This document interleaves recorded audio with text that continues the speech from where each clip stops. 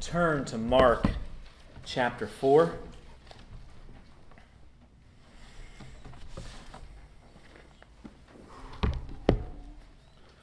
Mark chapter 4.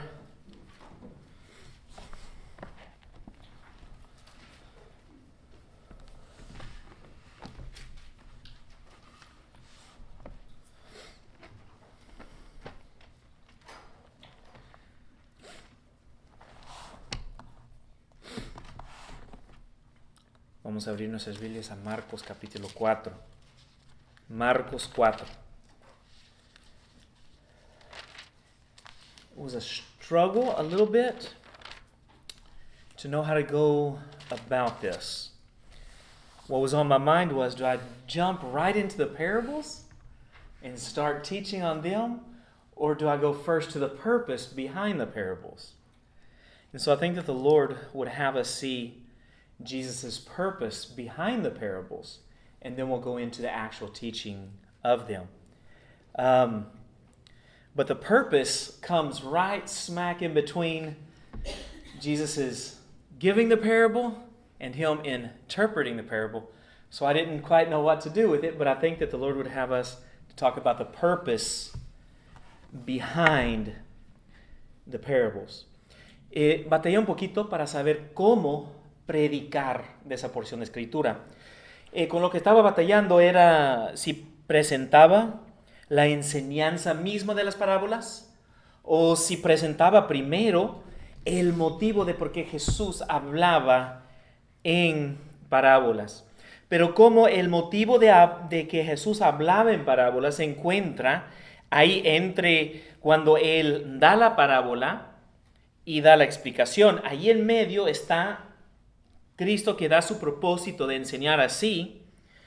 Como está en medio, digo, pues ya, vamos a enseñar del propósito primero de las parábolas. So, truthfully, the conclusion may come as a bit of a surprise.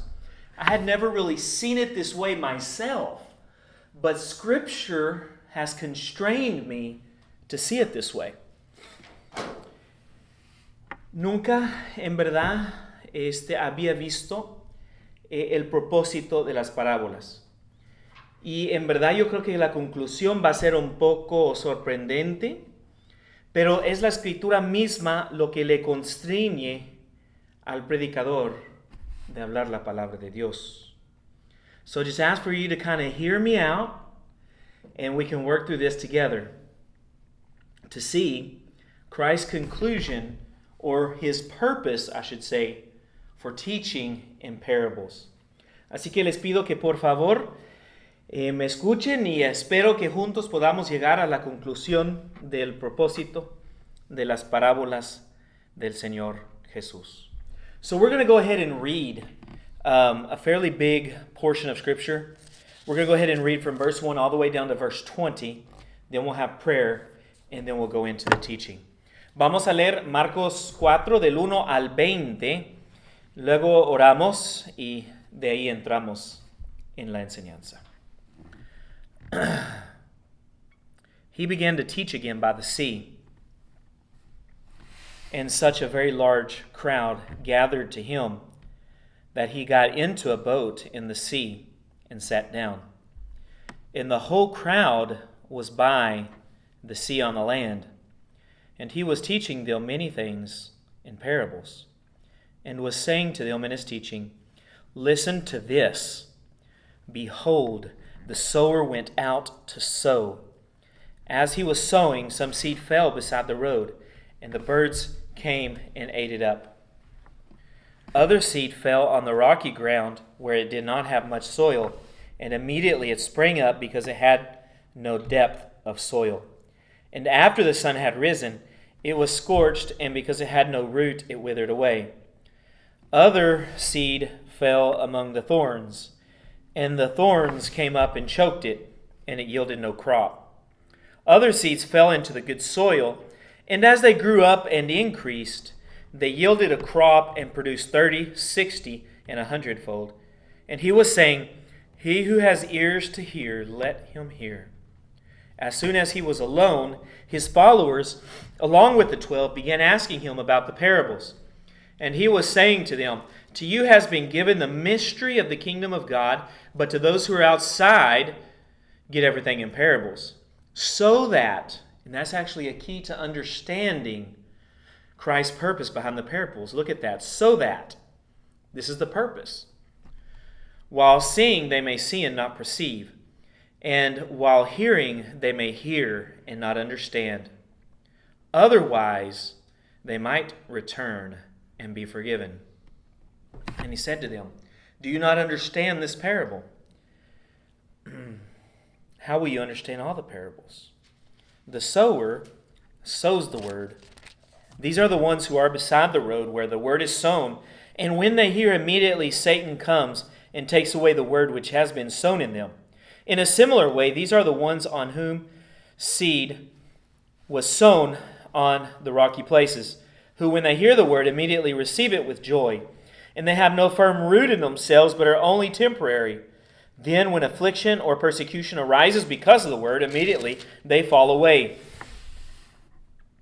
And others are the ones on whom seed was sown among the thorns. These are the ones who have heard the word. But the worries of the world and the deceitfulness of riches and the desires for other things enter in and choke the word, and it becomes unfruitful. And those are the ones on whom seed was sown on good soil. And they hear the word and accept it and bear fruit 30, 60, and 100-fold.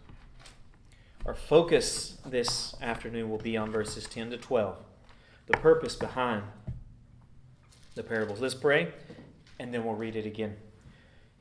Vamos a enfocarnos en los versículos del 10 al 12, pero vamos a orar primero. Father, we come before you thanking you for this time to be in your presence, for this time to be in your word. And I pray that you would bless it for the glory of your Son, Jesus Christ. Padre, damos gracias por esos momentos para estar en tu palabra y para estar en tu presencia. Pedimos que tú bendigas esos momentos y la enseñanza de tu palabra para la gloria de tu Hijo, el Señor Jesucristo. Amén. Amen.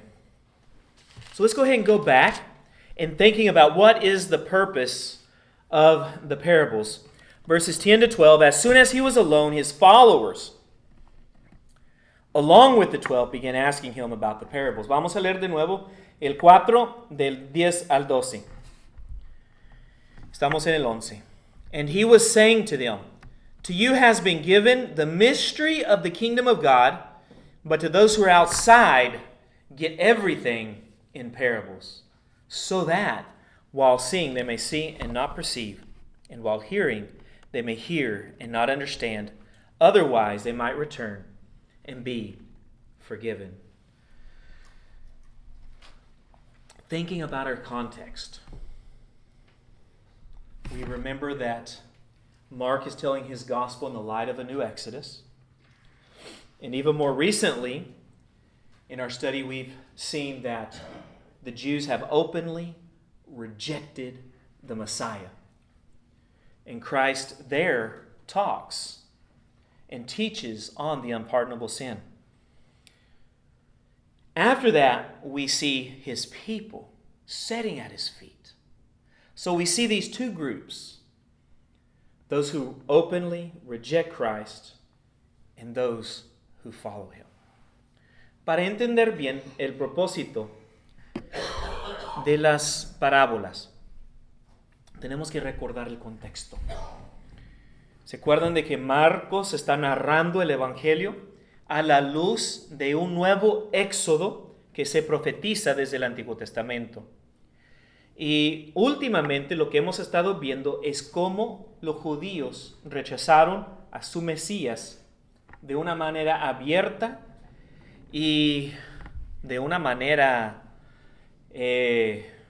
pues muy fea. Y luego Jesús enseña del pecado que no tiene perdón, y ya de ahí pasamos a ver otro grupo de personas que está sentado a sus pies, siguiéndolo a él y recibiendo su enseñanza. So we have these two groups of people. And here in verse 10 to 12, we see once again these two groups of people. And actually, when you get right down to it, verse 1 says, he began to teach again by the sea. In the original language, it has a word that is sometimes translated and. And what it's meant to say is that there's continuity here. That we're still meant to see these parables in light of the previous teaching. In light of the previous things that have just happened. The open rejection by the Jews and a people that are sitting at his feet and learning him. Es muy importante de recordar el contexto al ver el propósito de las parábolas. Y de hecho, aquí empezando en Marcos 4:1, en el lenguaje original, hay una palabra que muchas de las veces se puede traducir por la palabrita y en español. Pero en el lenguaje original simplemente nos está llamando la atención a que tenemos que considerar esa enseñanza como una continuación de lo que ya se ha hablado. Así que las parábolas se tienen que ver a la luz de un grupo de personas que rechazan a Jesús y otro grupo de personas que se sientan a sus pies. And so as we remember these things, we have the crowd receiving the parable, and then it says in verse 10, as soon as he was alone, his followers, along with the 12, began asking him about the parables. So notice, his followers and the 12. Very interesting language there. They began to ask him about the parables. And so Christ, in his answer, is going to give him the reason for him speaking in parables. Aquí el lenguaje es muy interesante.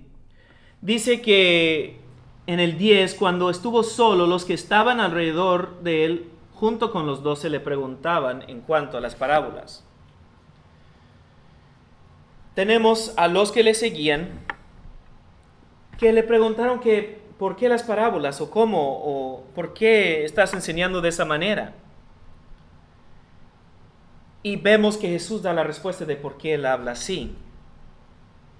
So once again, we see these two groups of people. We see those that are following Jesus, and we see those that Jesus says, those that are on the outside. Those people that are on the outside.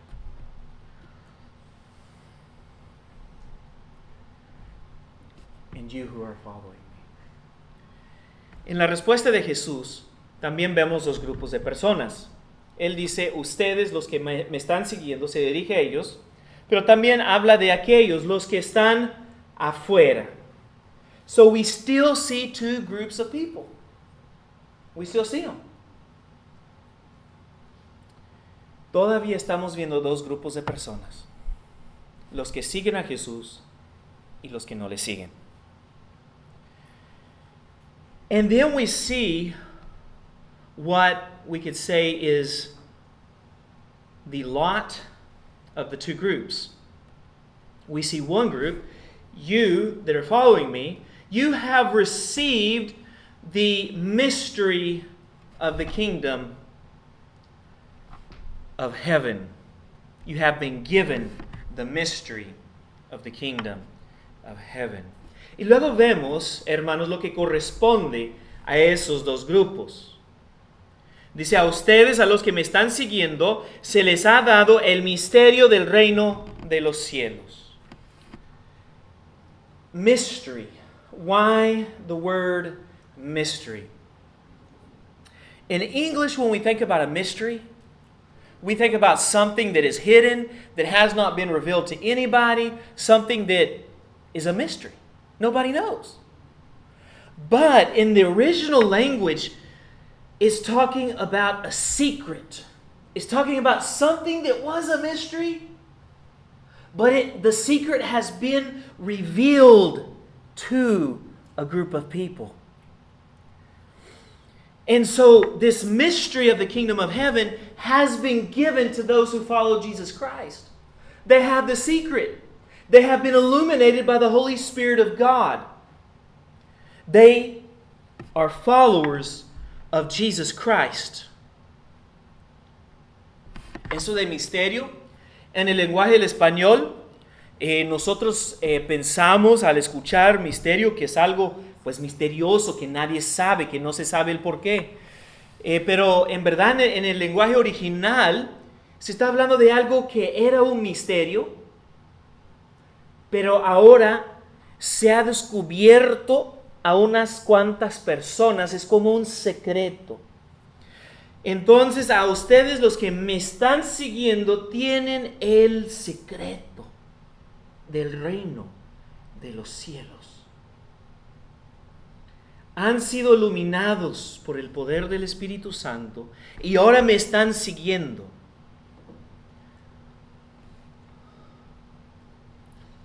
But then we see those that are on the outside, Jesus says.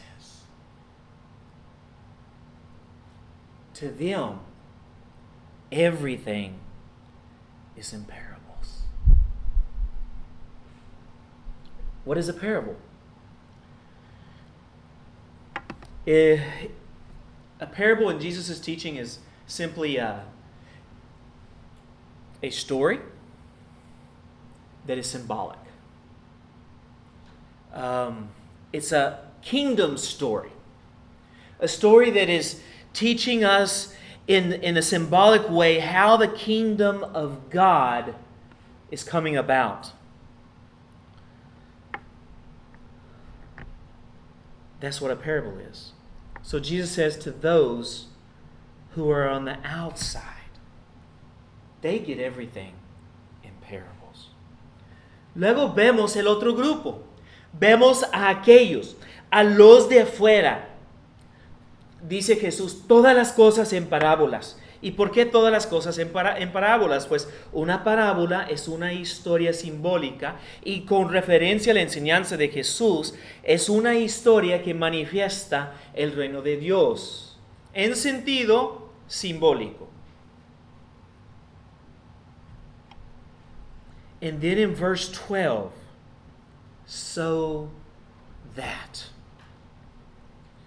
Christ is telling us here why all things come to those who are on the outside in parables. So that, this is the reason, this is my purpose for speaking this way. En el versículo 12 vemos que Jesús da el propósito de hablar en parábolas a los de fuera. Dice, ¿para qué? Dice, está manifestando el propósito de hablar de esa manera. And what he says is, while seeing, they may not see. They may see and not perceive. And while hearing, they may hear and not understand. Otherwise, they might return and be forgiven.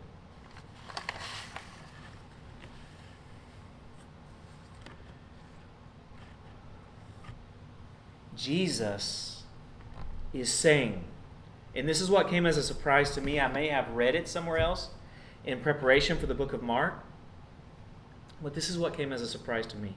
Jesus, I'm constrained to say, according to Scripture, that Jesus is saying that the parables are judgment. They're judgment. Or that that's their purpose. It's very interesting in light of the context. And we're going to come back to this idea. A la luz del versículo 12, dice, Jesús dice, todas las cosas están en parábolas para que viendo vean y no perciban, y oyendo oigan y no entiendan, de modo que no se conviertan y les sea perdonado. Eso fue lo que a mí me sorprendió. Pero es lo que dice la Biblia, tengo que creerlo. Jesús está hablando en parábolas y con esas palabras está indicando que habla de esa manera porque es un juicio de parte de Dios. Ese detalle es muy interesante a la luz del contexto y vamos a regresar a esa idea. So, just to kind of sum up what we've seen, Jesus is saying that those that are on the outside get everything in parables so that they don't understand and so that they are not converted. The parables are a judgment, in a sense. That was surprising to me because I thought of them as these great, wonderful illustrations of kingdom. And that's true, that they are. But what was Christ's purpose behind it? We see it's a form of judgment. Para resumir lo que hemos visto, Jesús dice que a los de fuera todas las cosas están en parábolas. Y es para que no entiendan y para que no se conviertan. Es una forma de juicio. Eso fue lo sorprendente para mí, porque al pensar en una parábola, yo me pongo a pensar en esas ilustraciones bien bonitas del Señor Jesús, y sí es cierto, acarrean mucha enseñanza, y están muy bonitas, pero a los de afuera son una forma de juicio.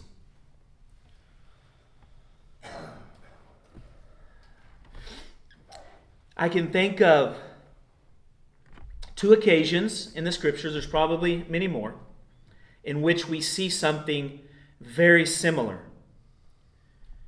And then we're going to go through these 2 occasions.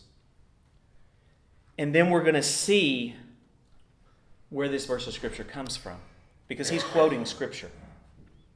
Me acuerdo de 2 ocasiones más en que vemos algo muy similar. Ha de haber más ocasiones, pero esas 2 son inolvidables. Y después de explicar esas 2 ocasiones, vamos a ver de dónde vienen esas palabras. Cristo las está citando de las mismas escrituras. So first, remember, this is new Exodus. Christ is bringing back, is fulfilling all of the Old Testament promises of a second and a greater Exodus. What happened in the first Exodus?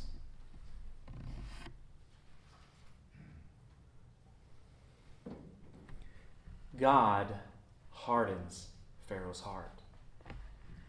And then we see also in 2 Thessalonians that God sends a deceitful power so that those who had refused to believe in Christ would believe in the lie.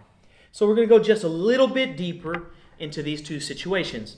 We'll read, first of all, if you would go with me to 2 Thessalonians chapter 2. Las 2 ocasiones son que en el primer Éxodo, se acuerda que Marcos está narrando todo a la luz de que Cristo está llevando a cabo un Éxodo, nuevo Éxodo. Y en el primer Éxodo, ¿qué es lo que pasa? Dios endurece el corazón de Faraón.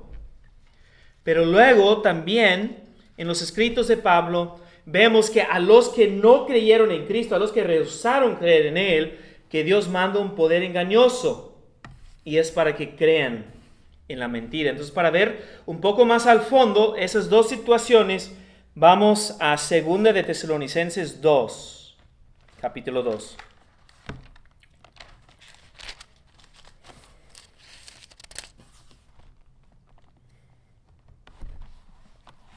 Y vamos a leer desde el 5 hasta el 12. 2 Thessalonians 2, 5 to 12. Do you not remember that while I was still with you, I was telling you these things? And you know what restrains him now, so that in his time he will be revealed. For the mystery of lawlessness is already at work, only he who now restrains will do so until he is taken out of the way. Then that lawless one will be revealed, whom the Lord will slay with the breath of his mouth and bring to an end by the appearance of his coming. That is, the one whose coming is in accord with the activity of Satan, with all power and signs and false wonders, and with all the deception of wickedness for those who perish, because they did not receive the love of the truth to be saved. For this reason, God will send upon them a deluding influence so that they will believe what is false, in order that they all may be judged, who did not believe the truth, but took pleasure in wickedness. So here we have a people who has refused to lay down their arms and give in to the Lord Jesus Christ. They've refused to receive the love of truth in order to be saved. And the Bible says for this reason. So this delusion, this deluding influence on the part of God is a judgment on their unbelief. That's what we find. ¿Qué es lo que vemos aquí? Lo que vemos aquí es que Dios manda un poder, una influencia engañosa a los que no habían creído, a los que rehusaron amar a la verdad de Dios y los que insistieron en creer en la mentira. Dios les manda ese poder engañoso en forma de juicio por su incredulidad. And as we think about, again, the first Exodus, you remember when Moses and Aaron went to him in Exodus chapter 5? And they come before Pharaoh and they say, Yahweh says, let my people go. And Pharaoh says, who is Yahweh that I should obey him? And then after that, we see in almost a one-on-one thing, Pharaoh hardening his own heart, and then God hardening his heart. Pharaoh hardening his own heart, God hardening his heart. That hardening is a judgment on Pharaoh's unbelief. Si regresamos al primer Éxodo, vemos que Moisés y Aarón se presentan delante del faraón y le dicen, Yahweh, Jehová dice, deja ir a mi pueblo. ¿Y qué es lo que dice el faraón? Dice, ¿quién es Yahweh? ¿Quién es Jehová que yo le obedezca? Y ya de ahí vemos que Faraón endurece su corazón, luego Dios lo endurece. Luego Faraón endurece su corazón y Dios lo endurece. Ese endurecimiento es juicio sobre Faraón por su incredulidad. So what we are seeing here is judgment on unbelief. The same thing that we see with the parables. Why does Christ speak in parables? So that seeing, even though they see, they won't perceive, and they won't be converted, and they won't be forgiven. And all of this is in the context of a group of people who have openly and bold-facedly rejected Jesus Christ, and another group who are following him. Lo que vemos es que ese endurecimiento, ese poder engañoso, son juicios de parte de Dios por la incredulidad. Y lo que vemos aquí en Marcos es que Jesús habla en parábolas, ¿para qué? Para que viendo, vean, pero no entiendan, y no se conviertan, y no sean perdonados. Todo eso en el contexto de un grupo de personas que rechaza de una manera, pues no me queda otra palabra, sino descarada, de una manera descarada a su Mesías, y otro grupo que se sienta a sus pies a seguirle. El juicio viene sobre los que rehúsan seguir al Señor Jesús. This judgment comes upon those who refuse to follow Jesus Christ. It's terrible to think about it. When does God begin to harden the heart? I don't have an answer. How many times do you have to disbelieve the promise? How many times do you have to bold-facedly say no to Jesus Christ before God will start hardening the heart? I don't know. That's why it doesn't make sense to continue in unbelief for one more second. Because judgment is near. So I plead to you to come with Jesus Christ, to come to Him.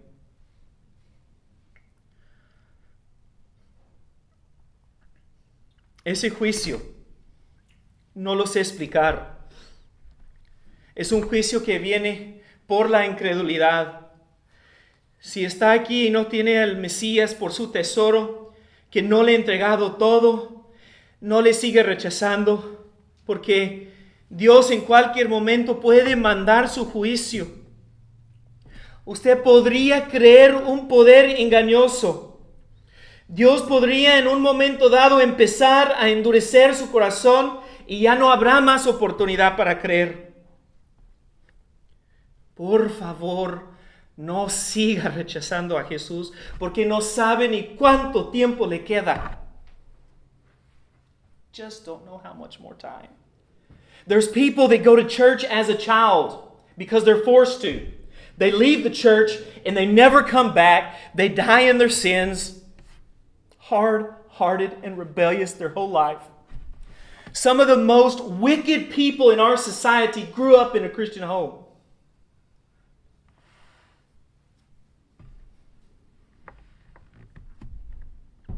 So please don't reject Jesus. I mean, even this sermon might be your last opportunity. So don't reject Him. Algunas de las personas más, se puede decir, más malvadas en la sociedad se criaron en hogares cristianos. Y porque rechazaron la verdad, se endureció el corazón y ahora no quieren nada que ver con Dios y mueren en sus pecados. Influyen a otros por mal, viven un infierno aquí en la tierra y darán en un infierno después de morir. Porque rechazaron la verdad. No sabemos cuántas oportunidades más tenemos. Hoy es el día de salvación, dice Pablo. So I want to try to confirm this truth to you with two more things, and then we'll be done. To me, it sounded really strange that Jesus would say that I'm speaking in parables so that even though you see, you don't see. But it's the truth, and I'm constrained to explain it to you in this way. That was His purpose. Look at Mark chapter 4.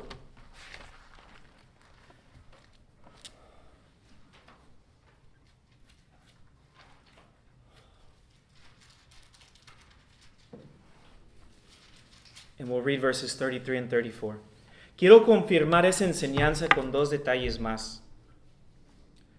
El hecho de que Jesús habló las parábolas en forma de juicio se me hizo tan sorprendente, pero tengo que hablar la palabra. Vamos a ver dos detalles más para confirmar esa enseñanza.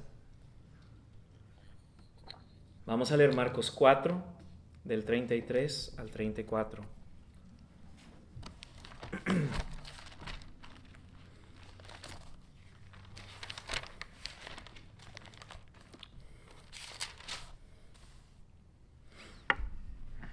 With many such parables, He was speaking the word to them, so far as they were able to hear it.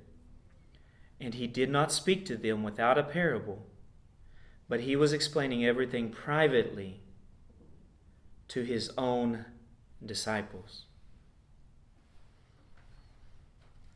And let's actually go as well to Matthew chapter 13. Vamos también a Mateo capítulo 13.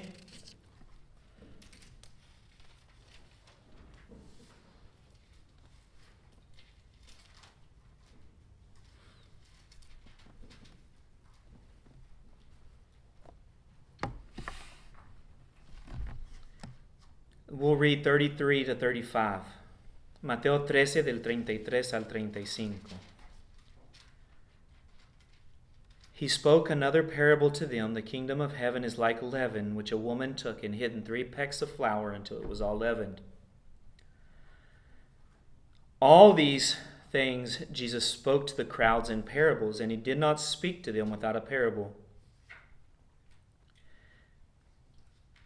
This was to fulfill what was spoken through the prophet, I will open my mouth in parables. I will utter things hidden since the foundation of the world. What we see is Christ explaining his parables to those that followed him, and only speaking in parables to those who did not follow him. If we are in Jesus, we have the secret of the kingdom of God. We have Jesus himself. We have the unction, as John calls it, which is the illumination of the Holy Spirit to teach us. Those that are on the outside do not have this blessing. That's the only difference. La única diferencia es que Jesús explica a sus seguidores a solas el significado, y a los de fuera solamente en parábolas todas las cosas. De creyentes, de seguidores de Jesús, tenemos la bendición de recibir de sus pies su enseñanza. Los que no conocen a Cristo son puras parábolas. Pero tenemos nosotros la unción del Santo, como vimos en 1 de Juan, que nos ilumina, de Cristo mismo que nos enseña. And then we can also see that the words of Jesus in Mark 4:12 come from Isaiah chapter 6. Let's turn there. Isaiah chapter 6. Las palabras de Marcos capítulo 4 y versículo 12, Jesús las está citando de Isaías capítulo 6. Vamos a leer ahí Isaías 6, 9 y 10. Isaiah 6,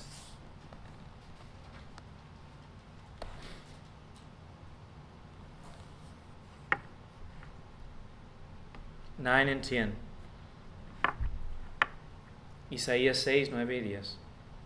He said, "Go and tell this people, keep on listening, but do not perceive. Keep on looking, but do not understand." And notice the purpose of Isaiah speaking this way.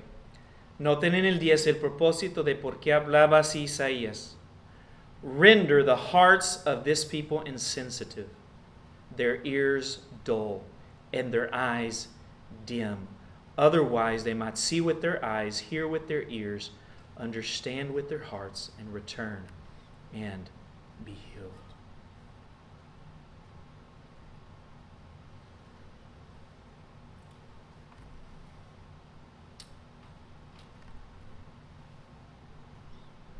We have it in the first Exodus.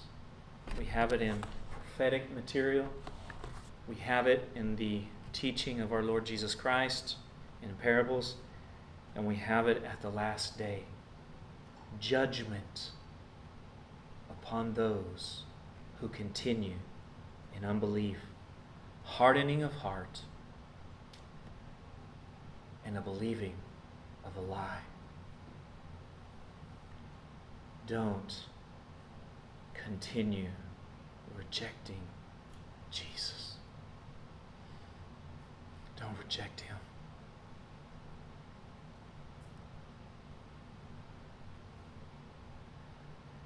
In the first Exodus, there were those who believed and left Egypt, and there were those who were judged. Same thing in God's spiritual exodus through Jesus Christ. Vemos que juicio viene sobre los incrédulos. En el primer éxodo, los escritos proféticos, las parábolas de Jesús y en el poder engañoso en la venida de Jesús. No rechace a Jesús. No rechace a Jesús. Vemos que en el primer Éxodo hubo un grupo de personas que creyeron y salieron, otro grupo de personas que no creyeron y les cayó el juicio.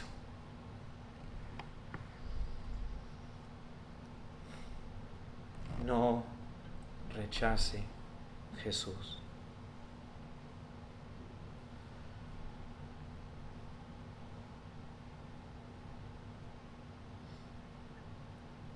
I'd like to encourage you to come to Jesus today.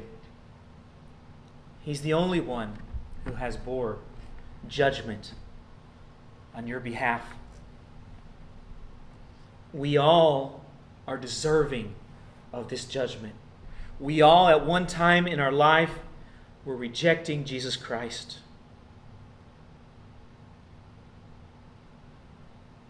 Don't continue to reject Him. So in this we have words of marvelous grace to us who are in Christ, and a stern warning for those who are not in Him. Ahora quiero animarles a que vengan a Jesús. Él es el único que puede quitar ese juicio de encima. Él tomó el juicio para nosotros en la cruz. De hecho, todo lo merecíamos.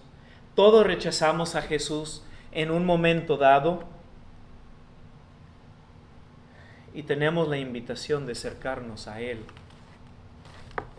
En eso vemos la maravillosa gracia de Dios para los que están en Cristo Jesús. Y una exhortación fuerte para los que no lo conocen. We see the blessing of those who have understood the secret of the kingdom. Vemos la dicha de los que entienden el secreto del reino. Mark seems to dwell more on judgment.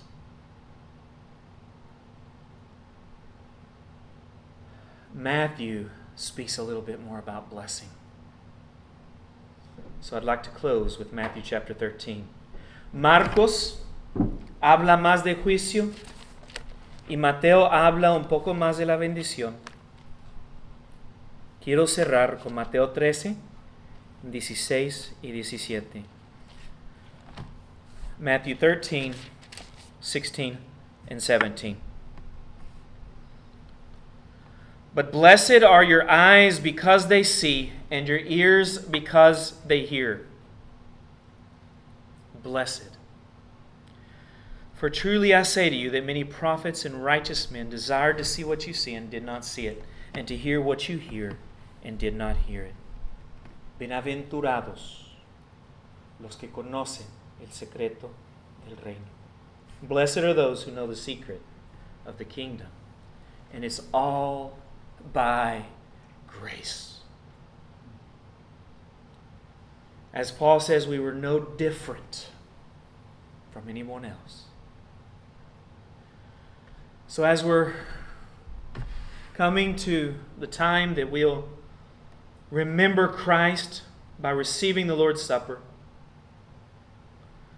let's dwell on the magnificent grace of God revealed to us who are no better than anyone else.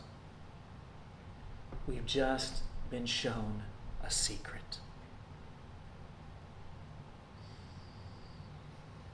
Si tenemos a Cristo, si entendemos el secreto del reino, no es porque seamos mejor que nadie, sino porque Dios ha escogido a bendecirnos. Pablo dice que no somos diferentes, éramos iguales, hijos de ira como los demás. Simplemente Dios nos ha manifestado un secreto.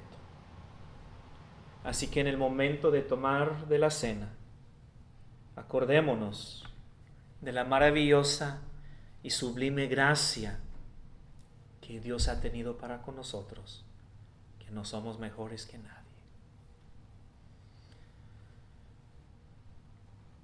If you're here today and you're in Christ, you have scriptural evidence that you're in Him. If you've been baptized and you're not under the discipline of any church, we would love to have you participate with us in the supper. Vamos a participar en la cena.